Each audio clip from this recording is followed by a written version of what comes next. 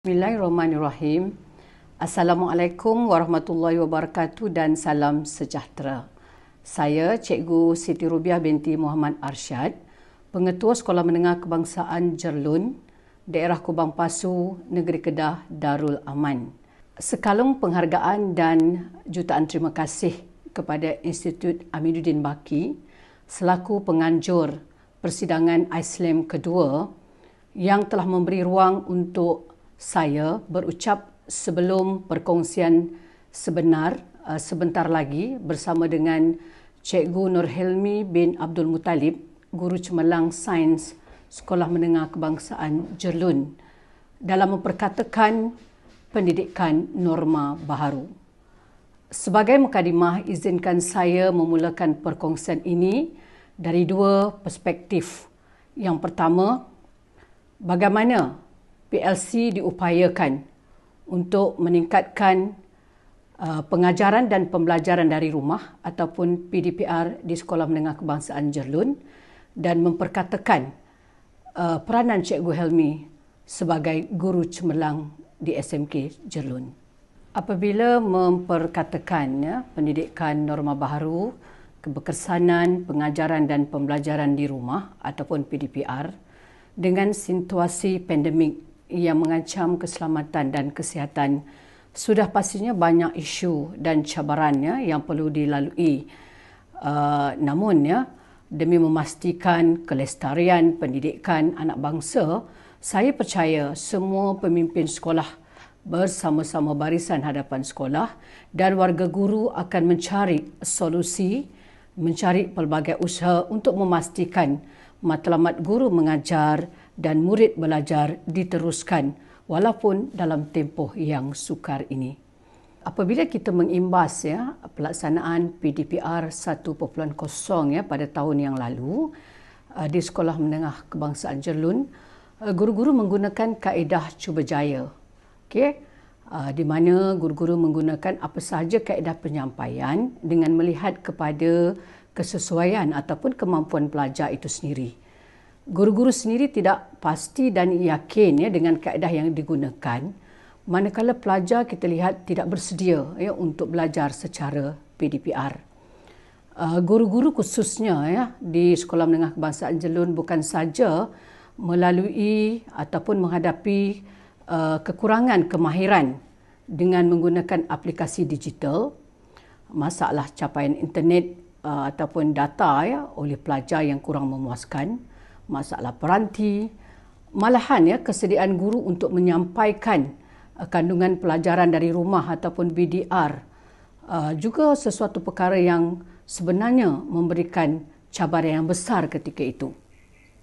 Jadi semua perkara-perkara baharu yang dihadapi ini sedikit sebanyak memberikan kesan terhadap sosio-emosi guru khususnya yang sedikit sebanyak akan memberi impak kepada penyampaian pelajaran kepada murid-murid.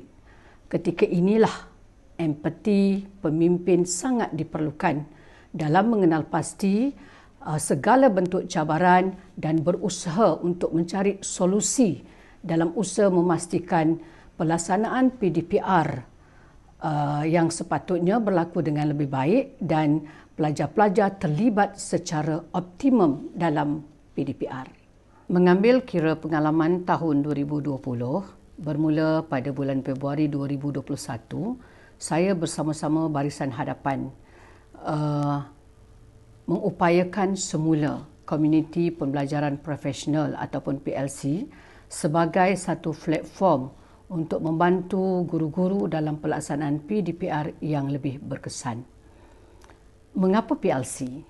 Dalam mendepani pendidikan norma baharu, guru-guru tidak boleh bekerja secara silo ataupun sendirian. Sebaliknya, guru-guru memerlukan satu sokongan secara profesional untuk membantu mereka baik dalam aspek pengetahuan maupun dalam aspek perkongsian kemahiran, terutama sekali dalam mendepani pendidikan atas talian ataupun PDPR sebagaimana yang berlaku pada masa kini.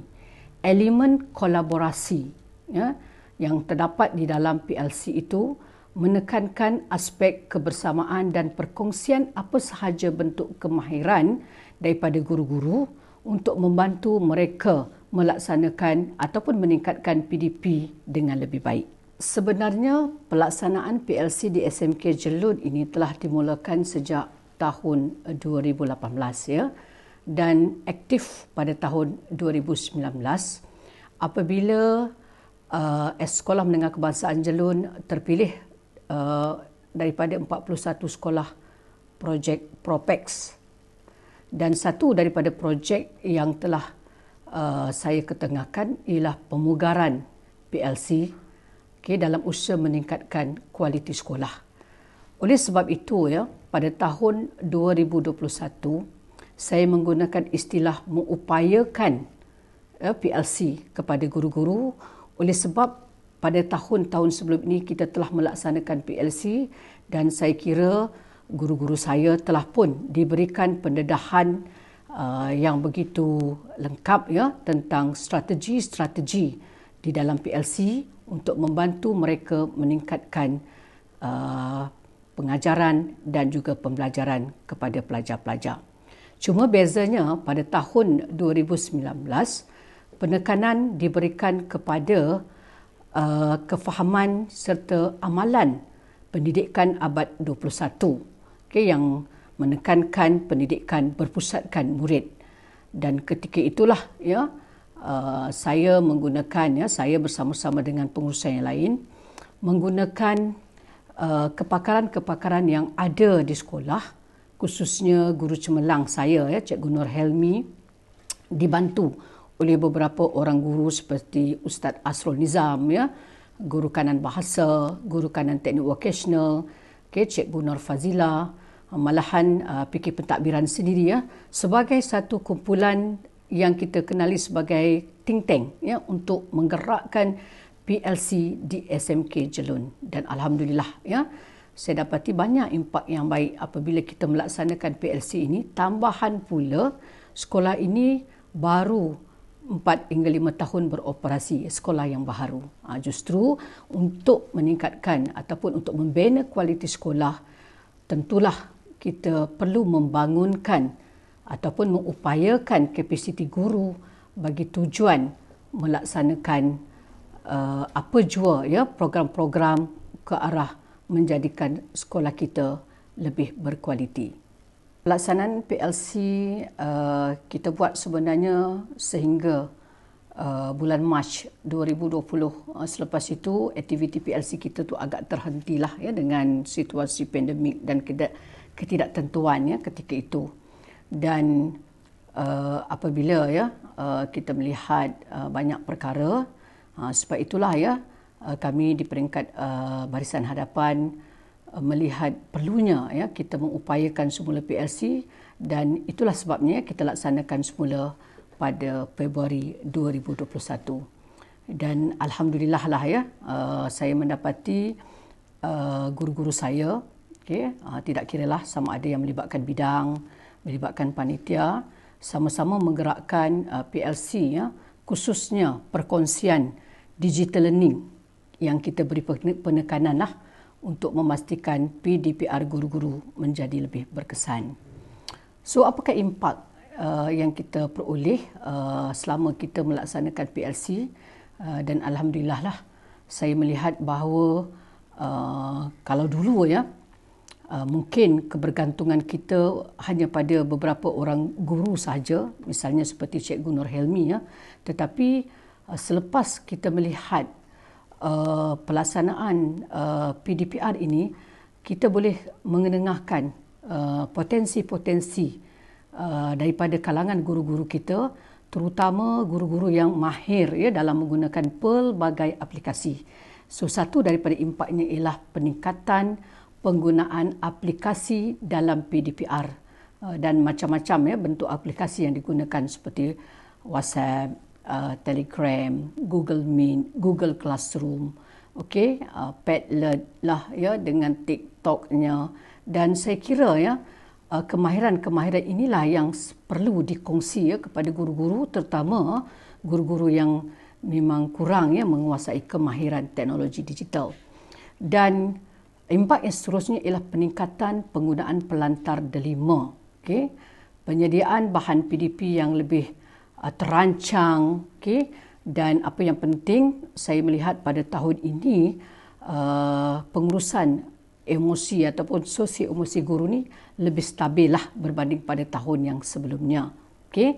Dan peningkatan murid ataupun pelibatan murid dalam PDPR pun semakin baik. Saya rasa memanglah inilah satu daripada platform yang sebenarnya sangat relevan dalam tempoh ini walaupun kita tidak mampu bersemuka, tetapi kita boleh menggunakan pelbagai platform atas talian untuk kita berkolaborasi. Jadi dalam konteks benefit ataupun manfaat kepada guru-guru, PLC ini juga telah membantu meningkatkan jumlah mata kredit di dalam ESPL KPM, khususnya di mana kalau saya melihat daripada analisis kursus yang diikuti oleh guru-guru kita, PLC akan sentiasa mencatatkan 20 mata kredit, dan kadang-kadang tanpa menunggu di hujung tahun, dalam tempoh yang agak pendek, saya ingat dalam pada bulan 5 hari itu, kebanyakan guru-guru telah melengkapkan 20 mata kredit di dalam aktiviti PLC. So itulah antara orang kata benefit yang kita perolehi dengan usaha kita mengupayakan semula PLC bukan saja membantu meningkatkan PDPR guru, tetapi pada masa yang sama meningkatkan kualiti guru dan kualiti sekolah juga. Bercakap mengenai Cikgu Nur Helmi bin Abdul Muttalib, guru cemerlang Sains Sekolah Menengah Kebangsaan Jerlun yang juga ikon PAK 21, Adiwira PAK 21. Beliau bukanlah guru yang asing dalam dunia pendidikan di negara kita. Secara peribadi, beliau ni seorang yang workaholic, humble, mudah didekati dan sentiasa membantu khususnya dalam organisasi yang memerlukan khidmat beliau. Justru saya melihat Cikgu Helmi berupaya menginspirasikan bukan saja guru-guru di SMK Jerlun, malahan guru-guru di negara ini. Pengetahuan dan kemahiran beliau sangat tinggi.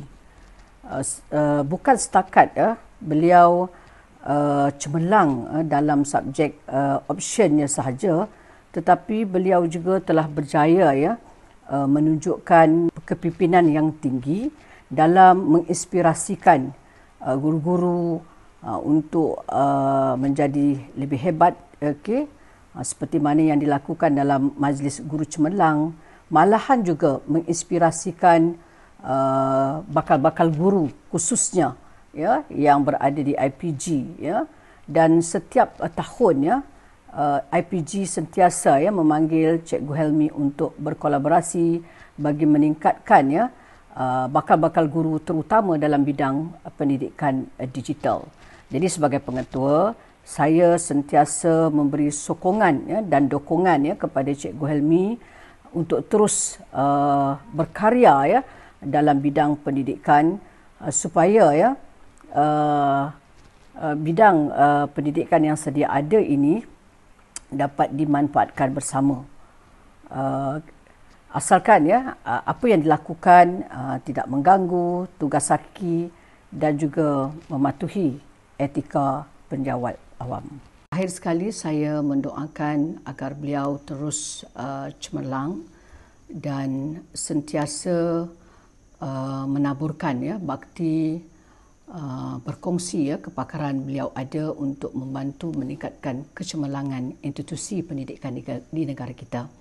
Dan pada kesempatan ini juga saya ingin merakamkan penghargaan terima kasih kepada Barisan Hadapan Sekolah Menengah Kebangsaan Jerlun, termasuk guru-guru Sekolah Menengah Kebangsaan Jerlun yang bersama-sama berusaha untuk mengupayakan semula PLC dalam konteks membantu meningkatkan pelaksanaan PDPR yang lebih baik di sekolah ini.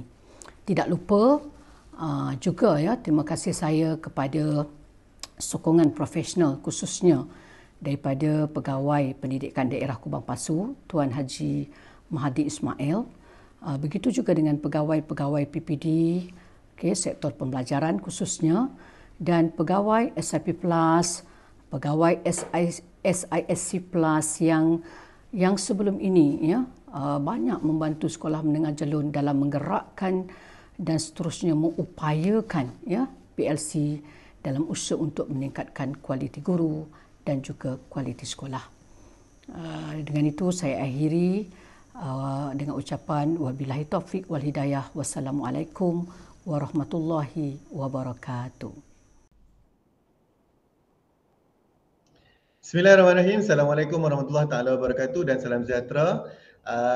Saya Cikgu Nur Helmi bin Abdul Muttalib daripada SMK Jerun Kedah, dan saya menyatakan terima kasih saya kepada Institut Amirul Baqi atas jemputan sebagai salah seorang pembentang untuk Second International Conference on Educational Leadership and Management dengan tema Resilient Leadership in the New Normal of Education. Jadi seperti yang kita ketahui bahawa pandemik coronavirus yang telah melanda seluruh dunia memberi impak yang banyak kepada pelbagai bidang di sesemua negara. Pendidikan juga tidak terkecuali, yang mana kita sendiri dapat merasakan bagaimana penutupan sekolah dan juga institusi menyebabkan beberapa aspek pendidikan yang patut dijalankan terpaksa diubah cara dan seterusnya menggunakan pendekatan baru. Dan seperti report yang dikeluarkan oleh UNESCO, di sekitar antara 1.5 bilion murid-murid di seluruh dunia mengalami impak akibat penutupan sekolah ini, dan di Malaysia saja dikatakan bahawa seramai 8 juta penuntut sama ada di peringkat sekolah rendah, menengah ataupun sampai ke peringkat tertiary mengalami impak akibat penutupan institusi pendidikan ini. Dan dikatakan juga bahawa secara purata semua negara yang ada di dunia ini mengalami sehingga 47 hari penutupan sekolah. Semakin miskin sesebuah negara, maka semakin banyak hari yang akan tertinggal lah.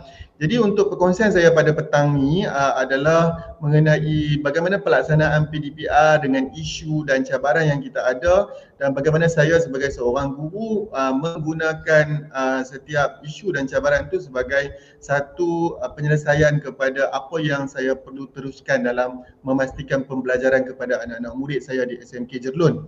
Dan seperti yang kita ketahui bahawa pada tahun lepas kita mengalami beberapa fasa antara buka dan tutup sekolah. Yang kali pertama adalah pada sekitar Mac hingga Jun, dan kemudian dibuka balik semula sekolah, dan kemudian pada hujung tahun kita ditutup semula sekolah sampai cuti sekolah pada Disember.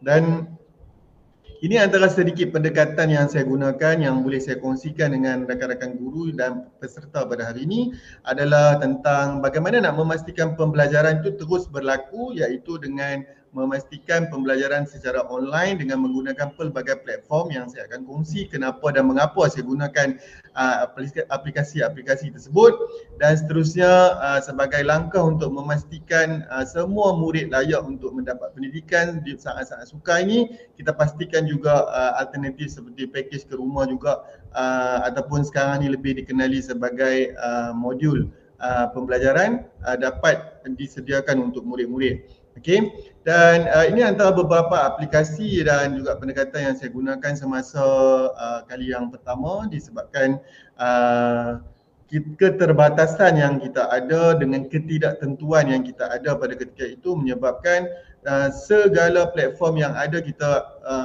perlu cubalah pada masa itu, termasuk juga kemahiran-kemahiran sedia ada. Murid saya sebagai contoh, memang saya dah latih pelajar saya untuk menghasilkan video, jadi pendekatan pada ketika itu banyak menggunakan murid saya untuk hasilkan video-video dengan menggunakan konsep project based learning dan sebagainya. Malah sebagai memastikan juga bahawa pembelajaran itu terus berlaku, penghasilan video-video pembelajaran secara di YouTube juga diperbanyakkan sebagai antara satu backup plan ataupun sebagai satu rancangan untuk sekiranya ada pelajar yang mempunyai masalah gangguan internet.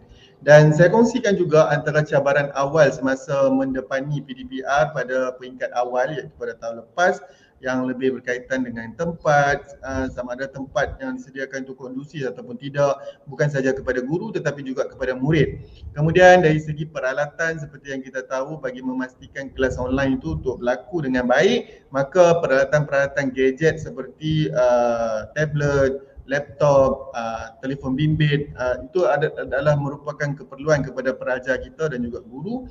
Dan tak dilupakan juga adalah kemudahan internet yang dalam keadaan yang baik. Kemudian yang ketiga sekali adalah tentang faktor sikap guru itu sendiri dan juga sikap murid lah dalam mendepani kelas-kelas online ataupun PDPR semasa di rumah. Saya tertarik nak berkongsi dengan rakan guru semua tentang satu yang dikongsikan oleh seorang rakan guru daripada Filipina. Dia kata semasa kita dalam keadaan pandemik ni, setiap guru tu dia ada new compass, new direction dia, yang mana guru sendiri kena ada kemahiran untuk memimpin. Sebab kita berada di sendiri-sendiri di rumah, jadi secara tak langsung kita pun adalah pemimpin kepada sekurang-kurangnya pada anak-anak murid kita. Kemudian perlu ada teacher collaboration, kerjasama antara guru, sebab kita tahu dalam keadaan sukar ni ramai guru yang mengalami tekanan, yang mempunyai pelbagai masalah. Jadi collaboration ataupun kerjasama antara guru tu merupakan satu perkara yang sangat membantu guru untuk menyelesaikan masalah-masalah berkaitan dengan pembelajaran pada ketika ini. Kesihatan guru itu sendiri juga satu perkara yang patut dititik beratkan. Macam mana kita nak mengajar kalau kita tak ada rasa tak sihat ataupun kita rasa dalam keadaan yang tak baik. Dan satu lagi yang perlu kita nampak ini adalah sebagai satu keperluan masa sekarang adalah teknologi lah. Guru-guru yang kurang mahir dengan teknologi sangat sukar sekarang untuk mengadopsi ataupun menyesuaikan diri dengan keperluan pada masa sekarang. Jadi saya kongsikan juga tentang selepas dah dibuka semula, sebab saya yakin dalam sedikit masa lagi kita akan kembali ke sekolah. Jadi beberapa pendekatan mungkin boleh digunakan untuk membantu guru membuat satu pendekatan yang menggabungkan antara online dan juga offline lah secara bersemuka. Jadi antara perkara pertama bila dibuka semula sekolah adalah terpaksa, sebab saya merupakan seorang cikgu sains, jadi saya terpaksa membuat sedikit pengubahsuaian pada saya punya aktiviti dalam kelas bagi memastikan SOP dipatuhi dan juga keselamatan dan kesihatan anak murid saya terjagalah pada masa kita mengajar di dalam kelas. Dan juga yang paling penting saya nampak kat situ adalah sekarang adalah masa untuk kita bertindak menggunakan data.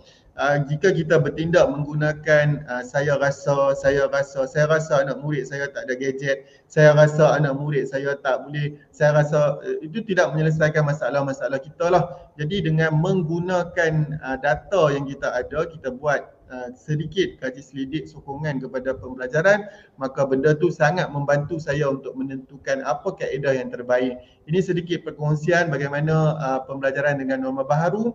Kalau dulu boleh ramai-ramai duduk dekat untuk melihat demonstrasi, tetapi kali ini saya terpaksa buat penjarakan dan terpaksa bahagikan kepada dua kumpulan lah, macam tu.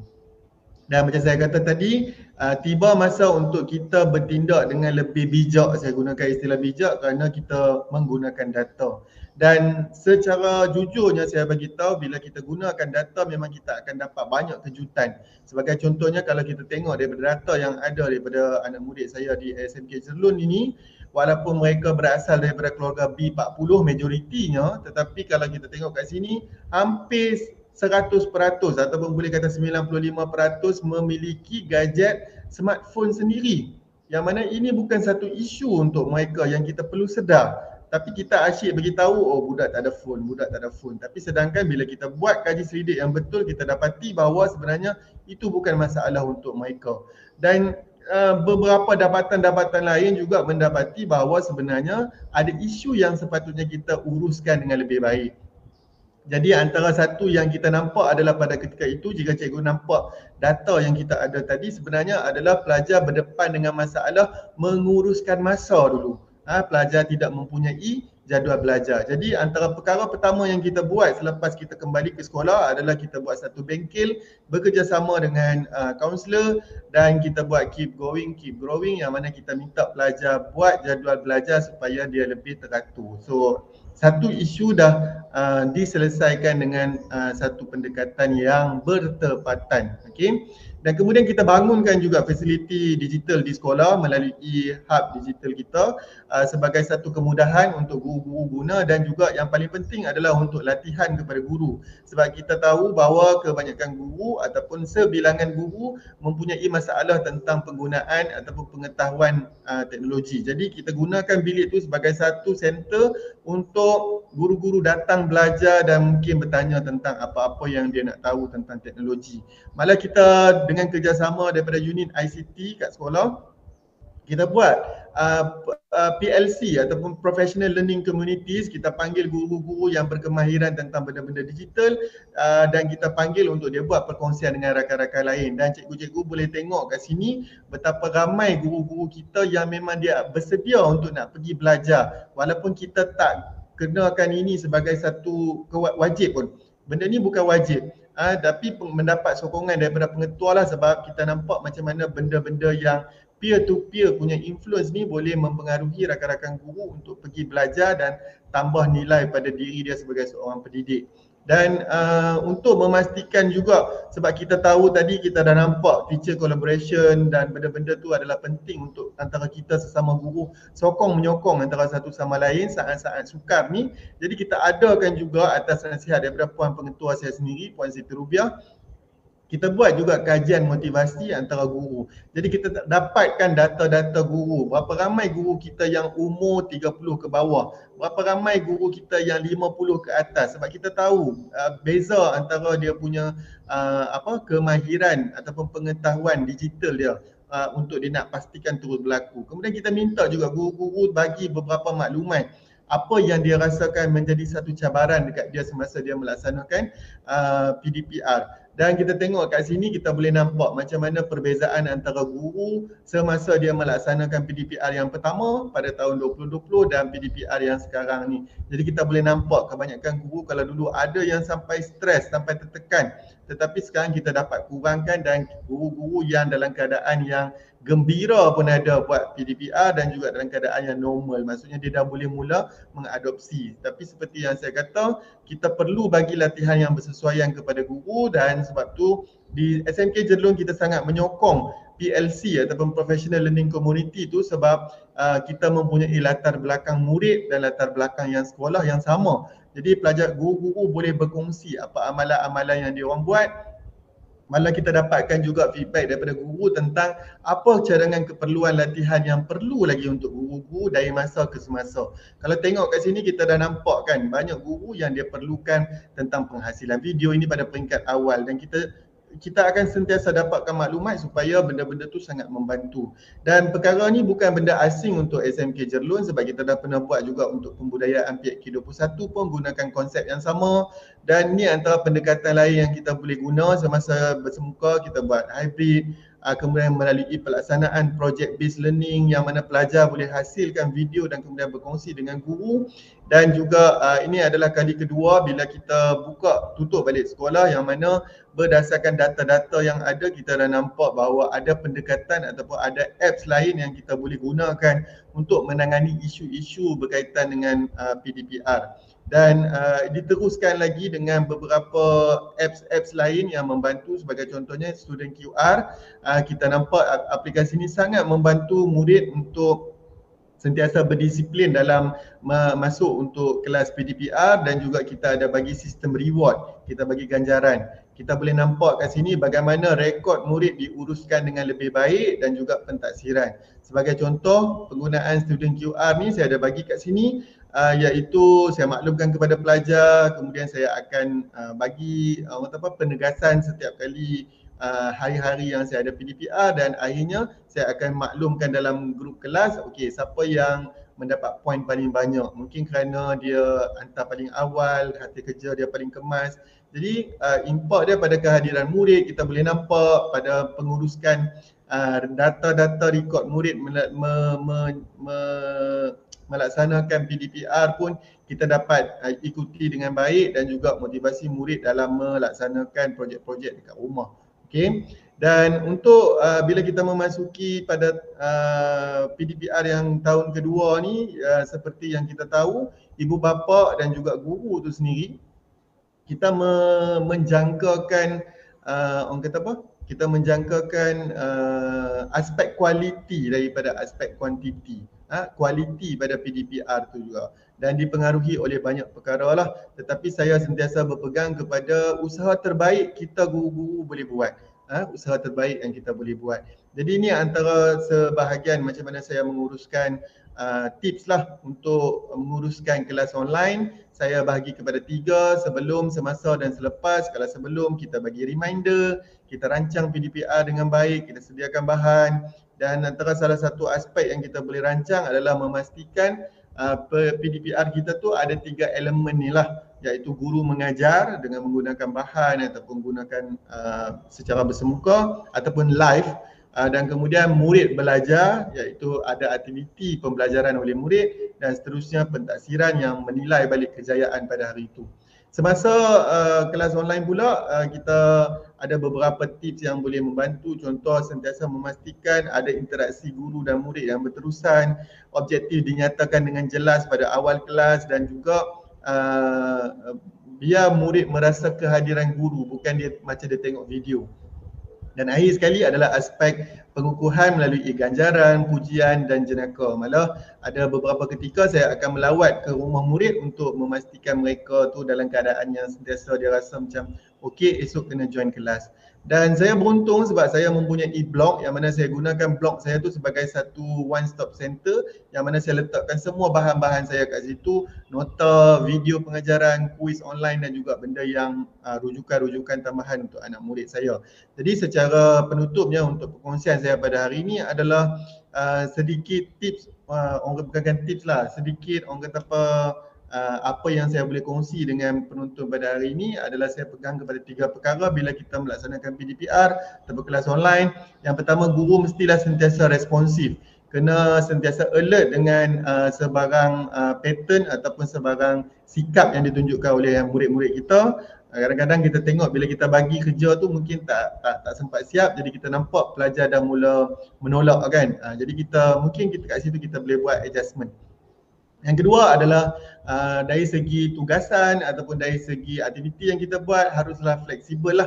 Maknanya murid dia boleh, mungkin kita boleh panjangkan deadline ataupun kita boleh reduce kan dia punya tahap kesukaran. Kita kena perlu fleksibel, dan sejauh mana flexibility tu adalah bergantung kepada guru dan juga kemampuan murid. Dan satu lagi adalah penggunaan platform yang sesuai. Maka gunakanlah apa aplikasi yang cikgu rasa sesuai dengan budak cikgu, bukan kerana mengikut trend. Kan kalau kita buat ikut trend, kita nampak cikgu lain buat pakai TikTok, kita pun nak pakai TikTok. Tapi sebenarnya benda tu tak menyelesaikan pun masalah anak murid kita. Tadi pilih platform yang sesuai untuk anak murid kita dan menyelesaikan masalah PDPR kita. Okey. Jadi saya rasa itu saja saya punya perkongsian pada hari ini. Semoga mendapat sedikit pengetahuan dan juga perkongsian ilmu bersama rakan-rakan semua. Sekian, terima kasih. Assalamualaikum.